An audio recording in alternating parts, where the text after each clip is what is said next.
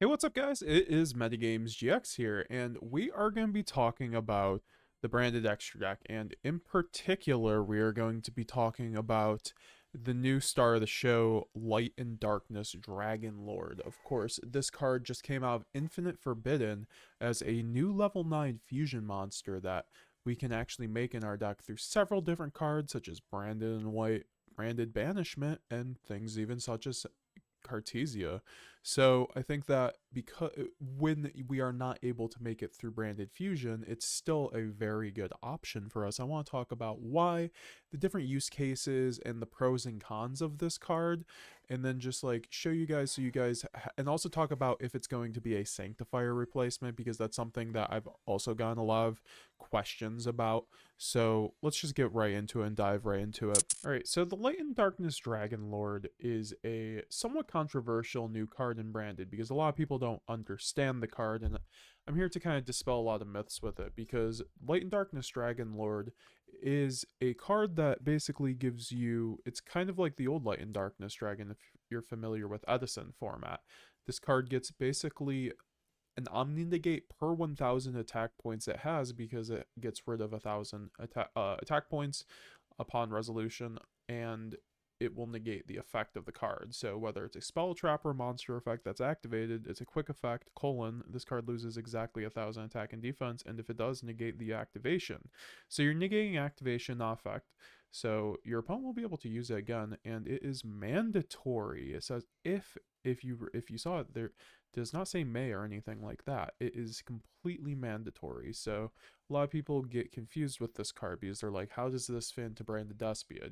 I don't want to negate my own cards, and will Branded Lost even work under this guy? Well, I want to talk about that today because and clear up a lot of those misconceptions, because you do have cards like Branded Lost, which you typically want to search out, obviously, the Tri-Brigade Mercourier, because it is it's your in-house hand trap. And the fact is, if you can't use Mercourier, then that could be a bad option for you. However, I'm here today to tell you guys that Branded Lost definitely works with Light and Darkness Dragonlord. So essentially, if you have Branded Lost up on the field and then you fusion summon into the Light and Darkness Dragonlord, your Branded Lost will you will be able to go chainlink one Branded Lost to use its effect to search. Now, this is not an effect activating. We've talked to multiple different judges about this. Essentially, because the card was already face up on the board, the card's already activated, and because it's a continuous card, it's just trying to use its effect. It's not really something that Light and Darkness Dragonlord can even attempt to negate. Its effect won't even proc on the Branded Lost. So Branded Lost, you'll still be able to get a card. You'll still be able to give him a courier, or like more or less a shrouded dragon, since you can still send that for cost. Now, of course, your other effects will not be able to be activated under, or will not be able to resolve under Light and Darkness Dragonlord. However, if you've used up its attack, and so it goes to 400 attack, it can no longer negate, but it will still activate. So a lot of people don't even understand so a lot of people don't even understand this, where if you go Branded Fusion under the Light and Darkness Dragonlord, obviously with Branded Lost on the board, you won't be able to. The Light and Darkness Dragon will activate, but it won't negate. So if you're already at 400 attack, you're gonna chain block the Branded Fusion, because it is a mandatory activate in how the chain links work before your opponent can even attempt to chain a Ash trigger. Light and Darkness Dragon will actually trigger. So you'll go Chainlink 1 Branded Fusion, and then Light and Darkness Dragonlord will automatically be Chainlink 2. So it automatically chain blocks your Branded Fusion. So it makes it so this card actually allows you to play through things like like Ash Blossom very easily, which is very cool to see, especially when it lets it be. It still has a lot of use on the board even after you've used the 3 negates. Now, the converse to that is that you still can't use Mercourier under it, because this will always be Chainlink 2. So conversely, when your opponent activates an effect, Light and Darkness Dragonlord will be Chainlink 2 on that. unless they have a trigger, obviously. And then Light and Dark, so Mercurier will not be able to respond to your own Light and Darkness Dragonlord. So it's kind of unfortunate with that, but that's why we're also going to talk about ways to turn off the Light and Darkness Dragonlord. Of course, you do have. I think this is going to be actually very important when we get to it, but you have the Rinbrum, and this is going into the conversation of, is Light and Darkness Dragonlord going to be a replacement for Sanctifier, the the Hellfire Dragon? So I think that Sanctifier is probably not going to be banned. We could see it because of all the backlash, but I think overall it will probably be a puppet hit, if anything. But in the case that Sanctifier gets hit, I do think Light and Darkness Dragonlord is probably our best option. We talked about this on Branded Cast episode 4 episodes with episode 6 with Marat recently, and he was kind of skeptical of this being a replacement for Light and Darkness Dragonlord for the reason I stated above with like the Mercurier. However, you have an option with Rinbrum, which makes it super good. And guys, if Sanctifier gets banned, we are going to go back to doing Rinbrum lines with Mirror Jade to be able to use Mirror Jade on our turn for free, and then use Rinbrum to get like a free bounce or anything like that, or just to negate it. Which is something that we used to do. If you used to watch my old combo guides before I was on Puppet, I would set boards of Lubellion plus Rinbrum plus Mirror Jade plus like a branded in white, and then like branded Beast plus Lost. So like you would have a lot of recursion because Rinbrum can negate your own effects. So if you go Mirror Jade, obviously you can negate the Mirror Jade and then choose it, the bounce is optional. So in Mirror Jade's a soft once per turn, so you'll be able to use Mirror Jade once again.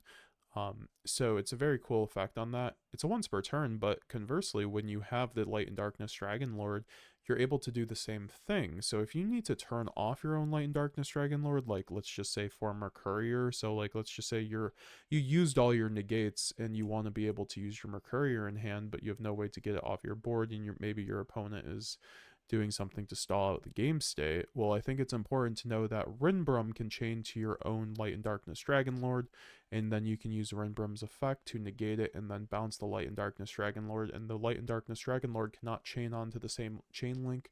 It is basically once per chain, so I would say, or it can't chain to this. It's only once per turn, or it's once per chain, I guess. But oh wait, am I wrong?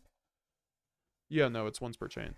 So yeah, if you need to be able to turn off your own Light and Darkness Dragonlord, you have lots of options, including the Rinbrum. Also, obviously, you can just go Branded Fusion under the branded Lost and just send the Light and Darkness Dragonlord, because it will not be able to negate it, obviously. Or if it's just at 400 and then it'll go to the graveyard, then you can just make a Mirror Jade if you want. So it's pretty good in that respect to just know that you have a lot of options for turning off this card.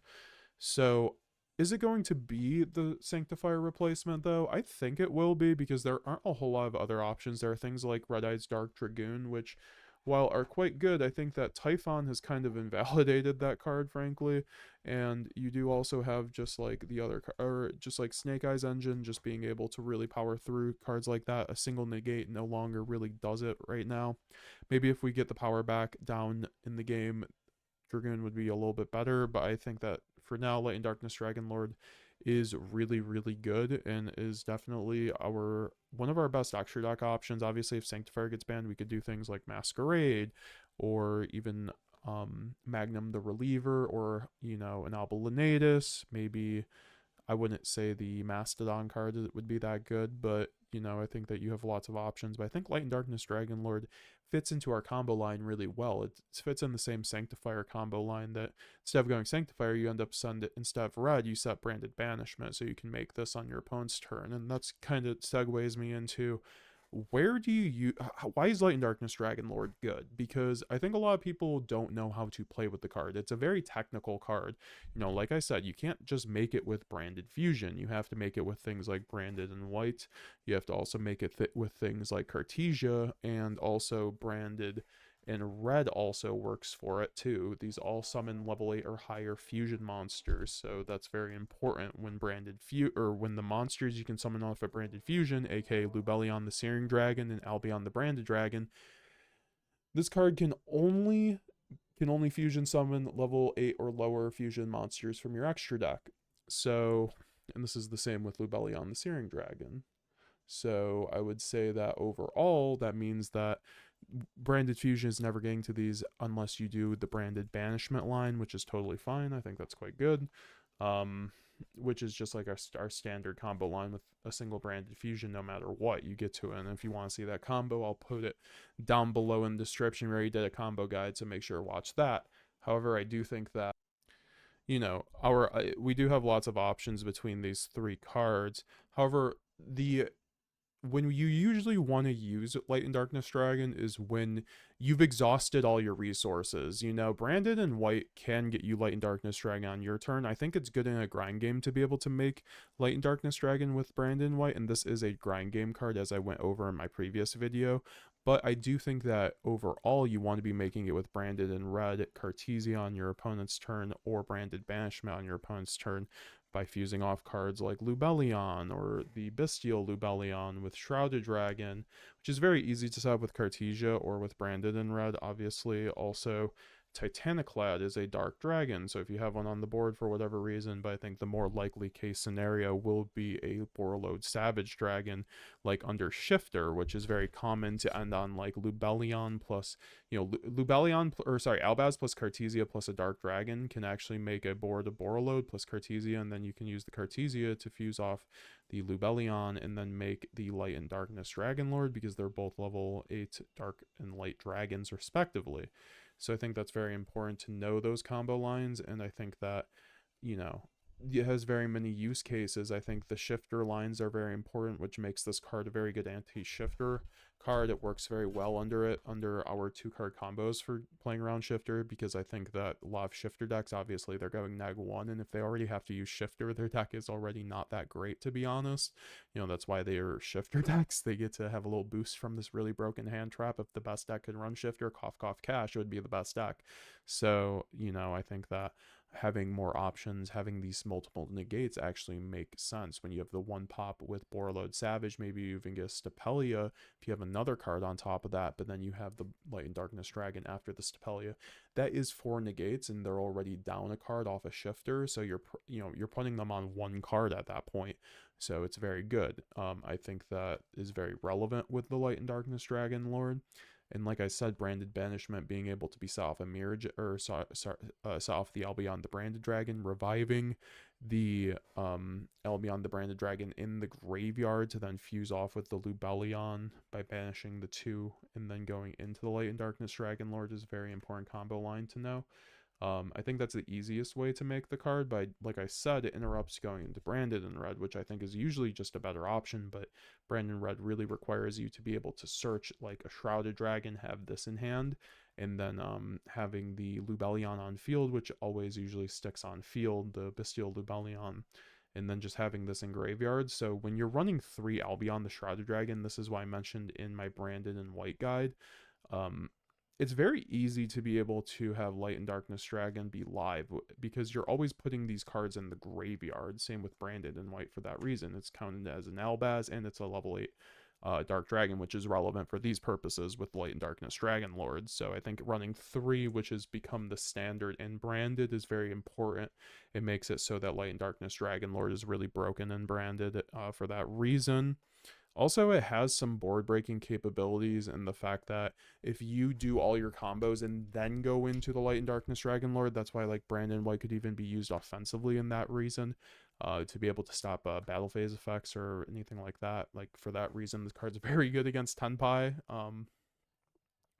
So I would say that overall, I would like you guys to reconsider the Light and Darkness Dragonlord if you're not already running it, and to try it out, because it fits into all of our combo lines. I do think it will be a Sanctifier replacement, because there are other really great options besides that. Obviously, we have things like Winda too, which I think is the best lock option besides Sanctifier, so I think that we could always run Winda instead of this. That's something that you can consider if you want to be more of a control variant with branded, but I think this works out really good. It also floats, which is something I haven't mentioned. It floats into a dragon monster, so you can float back into the Sanctifier, you can float back into Albion to get more advantage. You could, more importantly, like probably just float back into the Borreload Furious Dragon, which is a dragon, which is really crazy. You could also special summon a Magnamut, which is really crazy. Get another search, abuse that thing. So I think that it's a very overloaded card. It has a lot. It floats, it pays for itself, and it also chain blocks all your cards, so branded fusion is pretty live. And we talked about how like Mercurier is definitely a card that we aren't going to, or that we can play around not being able to use, because like I mentioned, you want to use Light and Darkness Dragonlord at the end of all your combos. So what I mean by that is you want to make this card and use its negates after you've already exhausted your Mirror Jade banishes, your Cartesia effect, and your Mercurier in hand, and then you blow the branded banishment to blow out your opponent on the Light and Darkness Dragonlord. So your typical board is usually like a branded in red plus a Grand Guignol plus Quem plus Mirror Jade with Albaz and Cartesia in graveyard, so you can set up a gimmick lock. Well, if this is a branded banishment instead, you can obviously go into Mirror Jade, use this effect, send a card to the graveyard, and then, or an extra deck card to the graveyard, banish one of your opponent's monsters, and then you can go Quem effect, target the Cartesia, summon Cartesia, and then you are able to